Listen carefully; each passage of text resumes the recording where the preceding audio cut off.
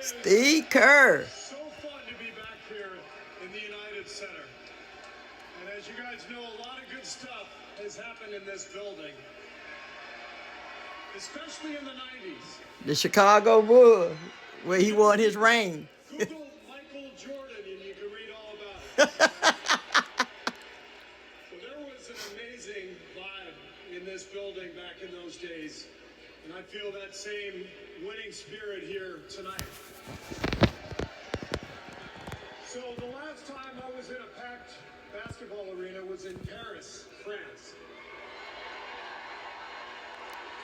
9 days ago, some of the best players on earth, 12 incredible American men, came together to win Olympic gold. And the next night, I was back in that same building watching 12 more of the best players on earth. Our incredible American women do the same thing. This cat don't ran into the glass. This Blackie. You ain't getting nothing, Blackie. The way Team USA came together at the Olympics. We have players from across our wonderful country.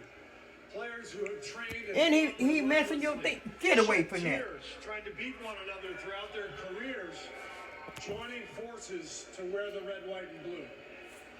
And when we won, the American flag raised to the rafters, the national anthem playing, gold medals draped around the necks of our players, whose hands were held over their hearts.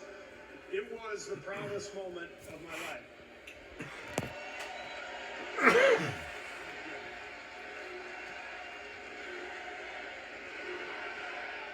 Thank you. Now, I could never have imagined that a few days later I would receive an invitation to step into a different kind. Get behind me, Satan. I know very well that speaking out about politics these days comes with risks. I can see the shut up and whistle tweets being fired off as we speak. But I also knew as soon as I was asked that it was too important as an American citizen not to speak up in an election of this magnitude. That's right.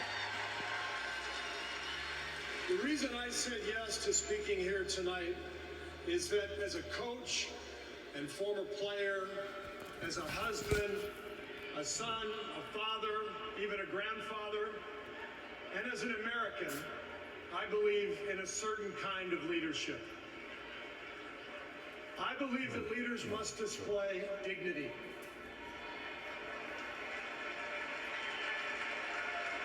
I believe that leaders must tell the truth. That's right. In the eyes of the Lord. I believe that leaders should be able to laugh at themselves. I believe leaders must care for and love the people they are leading. I believe leaders must possess knowledge and expertise, but with the full awareness. Get behind me, Satan. In your friends or your boss or an employee or your child's teacher or your mayor. And shouldn't you want those same qualities in your president? And when you think about it that way, this is no contest. With Kamala Harris and Tim Walz, I see all those qualities. They have devoted their lives to serving other people. Whether Vice President Harris was defending her community in the courtroom, or Governor Walz was inspiring the next generation in the classroom, or on the field, for that matter. By the way, coach to coach, that guy's awesome. I told you I like that guy. Although, I have to say, Coach Walz, way too much reliance on the blitz in '99 against Mankato East. You had a strong defensive line. I would have played more press coverage with your corners and then dropped the safeties into a Tampa 2. That's just me. Sorry. I wanted you to know how I feel every day of the NBA season. All right? But listen, the joy, the compassion. That ain't nothing but Satan. Get behind me, Satan, because God hear it all. And it is what our country needs. Leadership. Real leadership. Not the kind that seeks to divide us, but the kind that recognizes and celebrates our common purpose. Think about what our team achieved with 12 Americans in Paris, putting aside rivalries to represent our country. Now imagine what we could do with all 330 million of us playing on the same team.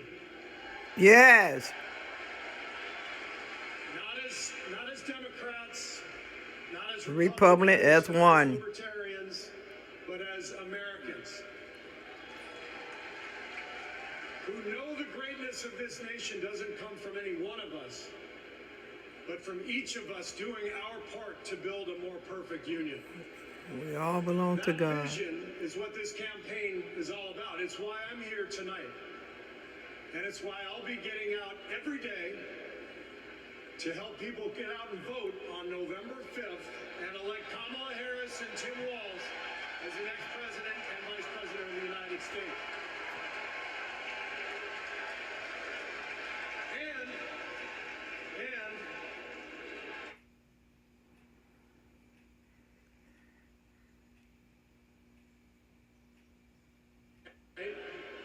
We can, in the words of the great Steph Curry, we can tell Donald Trump, night night.